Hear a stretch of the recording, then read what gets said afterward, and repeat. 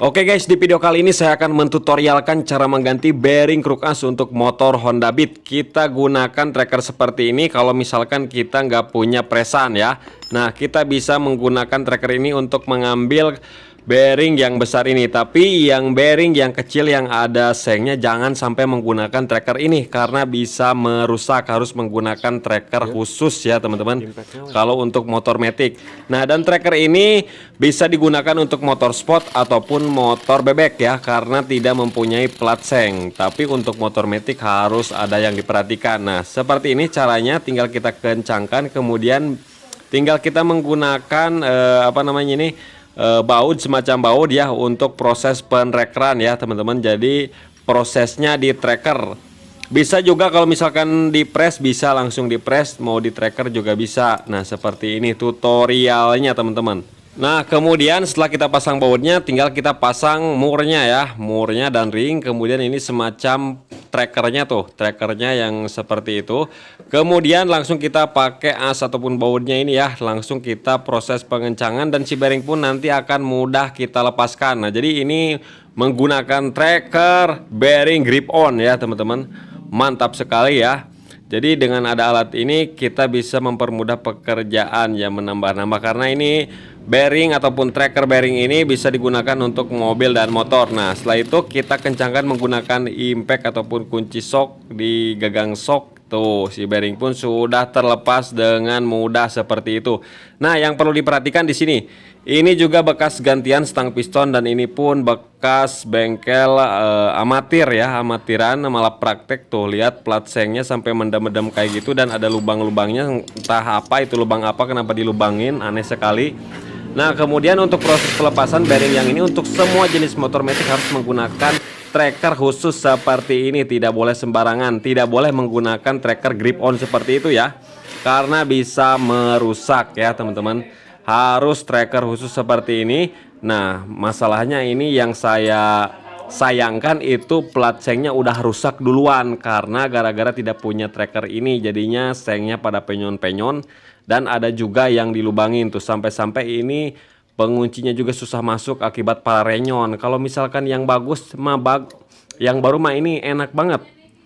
Soalnya ini plat sengnya udah mendem, masalahnya teman-teman, harusnya cembung, ini jadi udah mendem karena bekas ganti stang piston minim alat, jadinya para renyon seperti itu. Nah, harusnya seperti ini mudah. Nah, jadi tracker ini fungsinya seperti itu teman-teman. Untuk membuka jenis motor, semua motor matic mau Honda, Yamaha itu bisa, mau Suzuki bisa teman-teman, menggunakan tracker khusus seperti ini ya. Nah, kalau tracker ini bisa di press, bisa juga di tracker. Tuh, saya udah bikin lubang bautnya. Nah, nanti saya kolaborasi dengan tracker grip on supaya baut yang tadi bisa masuk, supaya tidak menggunakan presan. Nah, karena bautnya nggak ada yang panjang, jadi saya press aja seperti ini teman-teman ya. Nah, jadi di prosesnya di press tuh seperti ini, mau di press mau di tracker juga aman. Nah, ini seperti ini, jadi aman teman-teman. Gigi pompa oli dan bearing pun sekaligus bisa terlepas menggunakan tracker ini. Harga tracker ini 1.100.000, dan harga tracker grip on dari mulai 800.000 sampai dengan 1.200.000 tergantung tokonya. Lebih baik teman-teman beli langsung di official grip onnya supaya pada murah-murah barangnya. Nah, oke, ini bearing sudah bisa kita lepaskan ya dua-duanya. Tuh, lihat. Nah, tapi sayangnya ini plat sengnya udah rusak duluan tuh ya, ada yang dilubangin. Heran saya, ini heran banget ini kenapa dilubangin, aneh-aneh aja ini, kok bisa dilubangin seperti ini. Ini kenapa akal-akalannya, otaknya, otak di mana ini simpannya ya seperti itu. Harusnya jangan dilubangin seperti itu. Tapi mau gimana lagi, ini nggak ada biaya, ya udahlah pasang lagi ya. Kalau misalkan ada plat sengnya bisa beli plat sengnya saja, cuman jauh belinya dan harus online, tidak bisa menunggu waktu 1 jam 2 jam, harus berhari-hari. Kemudian untuk proses pemasangannya seperti biasa. Nah, kita tahan seperti ini ya. Nah, jadi cara pemasangan bearingnya seperti ini supaya nggak didayal. Namun seperti saya biasanya kalau habis pasang bearing ya saya dayal lagi, karena ini bawaannya juga udah goyangnya besar banget teman-teman. Nah, untuk pemasangan bearingnya seperti ini ya. Nah, untuk bearingnya ini kan konsumennya bawa sendiri tuh, harusnya kan yang satu jet ya, yang ada sengnya. Nah, ini kan kosong tanpa ada jet ataupun RS. Tapi tidak masalah ya, karena masih bisa bersirkulasi, bisa masuk karena terhadang oleh gigi pompa oli. Nah, untuk gigi pompa oli itu sembarang saja, sembarang bergeser, tapi yang ada titiknya menghadap keluar, seperti itu ya teman-teman. Dan untuk teman-teman usahakan saat pergantian bearing kruk as, usahakan yang satu jet ya, yang ada plat sengnya. Kemudian tinggal kita balik lagi seperti ini cara pemasangannya. Nah, usahakan kita harus punya pipa yang pas ya, karena ada dua buah bagian yang berbeda. Yang ini besar, pipanya harus masuk ke dalam tuh. Masuk ya teman-teman, harus seperti itu. Nah, dijamin ini sudah mantap ya. Untuk pemasangan bearingnya tidak bakalan rusak. Kemudian tinggal kita coba dial ya teman-teman. Nah, ini untuk yang pertama kali ya sama seperti ini. Ini di bagian as rumah lolar, itu di bagian CVT itu 0,10 ya. Sedangkan di bagian magnet ini goyangannya itu sekitar 0,03. Nah, tapi ini di bagian magnet mantap ya, sudah bagus. Cuman yang masalah itu di bagian as rumah lolar ya, di situ. Nah, kita harus dial ulang, kita maksimalkan ya teman-teman. Nah, seperti ini kita cek nih. Nah, kita cari yang berlawanan arah jarum jam. Nah, kemudian kita ketuk di pas titik jarumnya seperti itu menggunakan palu tembaga supaya saat proses pendagoran itu si kruk asnya tidak penyon ya. Nah, teman-teman bisa lihat sendiri 0,01 ya. 0,01, tinggal kita ke bagian sini lihat nih. Ini 0,010 ya teman-teman. Nah, 0,010. Nah, yang jadi masalahnya ini titik ataupun sumbu proses pendagorannya itu pas di sini nih, di tengah-tengah ya. Jadi nggak bisa digeser kiri kanan, jadi harus dipukulnya ke bawah. Nah, seperti ini caranya, karena di pas tengah-tengah seperti itu masalahnya ya teman-teman. Jadi nggak bisa digeser-geser. Nah, lihat tuh jadi besar goyangannya. Nah, tinggal kita cari yang berlawanan arah jarum jam yang kurang ya. Nah, yang kurangnya, nah sekarang udah bergeser tuh ya, udah bergeser. Nah, namun kita tidak geser, tapi kita pukul tetap ke bawah ya. Kita tetap ke bawah pukulnya. Nah, kita lihat hasilnya. Tuh beberapa kali dagoran sudah maksimal ya. 0,01 ini teman-teman. 0,01 ya, maksimal banget. Udah mah di ujungnya itu ya. Kalau misalkan di bagian sealnya itu tanpa ada goyangan itu teman-teman. Nah, jadi mantap sekali tuh. Kiri kanan sudah maksimal 0,01. Nah, jadi ini langsung bisa kita pasang tanpa ada getar ataupun goyangan yang berlebihan, goyang dompet tidak ada teman-teman ya.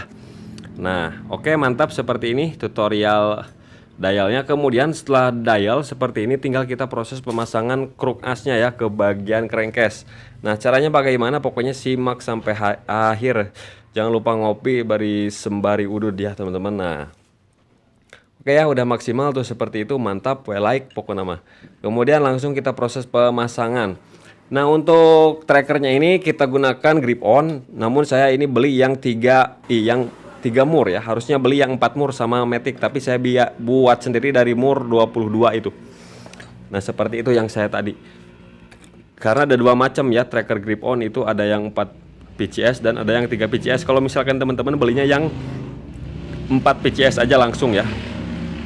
Nah, untuk proses pemasangan kruk as ini tanpa dipasang ketengnya dulu tidak masalah ya. Kalau Yamaha Mio harus pasang rantai keteng, karena Yamaha Mio mah tinggal plug aja, nggak perlu pakai tracker ya.